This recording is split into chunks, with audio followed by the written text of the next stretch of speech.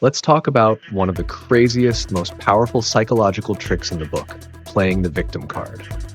Now, I know it sounds shady, manipulative even, but let's be real.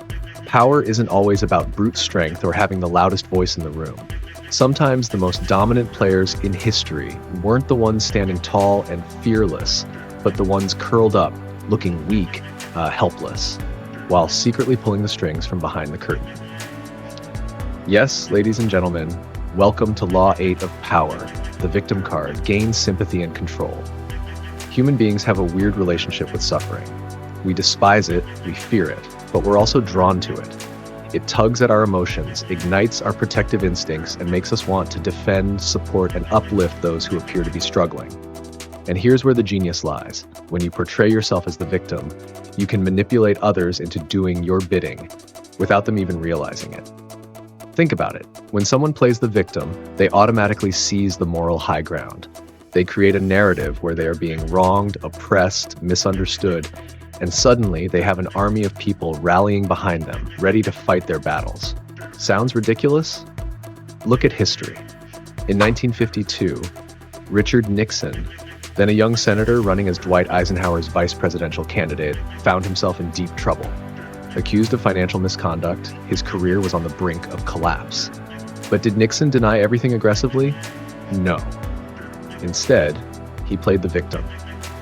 He went on television in what became known as the Checkers speech, an emotional appeal where he painted himself as an honest, hardworking man being unfairly attacked by political opponents. He even spoke about his family's modest lifestyle and his children's pet dog, Checkers, making it impossible for the public to stay mad at him. The result? A wave of sympathy.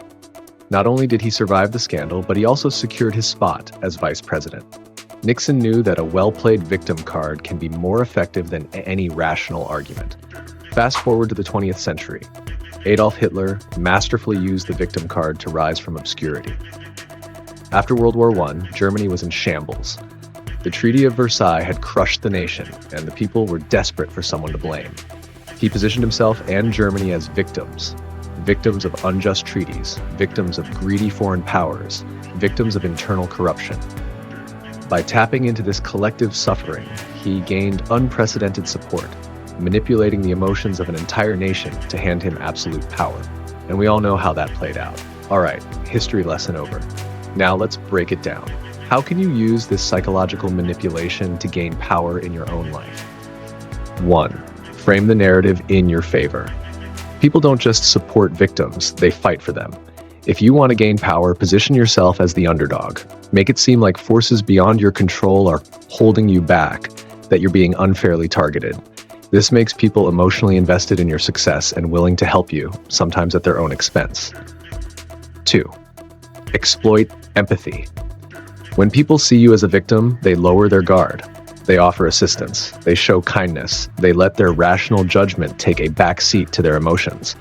This is where you subtly start influencing decisions in your favor. Think about politicians. How many times have you seen them use hardship to humanize themselves before winning over an audience? 3. Turn defense into offense. One of the sneakiest ways to gain power is by using the victim card to silence your critics. If someone calls you out, flip the narrative. Make it seem like they are attacking you unfairly. Suddenly, they're the villain. And you're the helpless prey. People instinctively rush to defend you. And before you know it, your enemies are neutralized without you lifting a finger. Now, let's be clear. This law, like all the others, is a tool. It's neither good nor bad, it just is. Use it wisely, because power built on victimhood is fragile. One misstep and people will see through the act. But if done right, you control not just your own fate, but the emotions, decisions, and actions of those around you. And this is only one of the many mind-blowing tactics of power. Want to know what's next? Hit that subscribe button and get ready for the next law of power. Trust me, you don't want to miss it.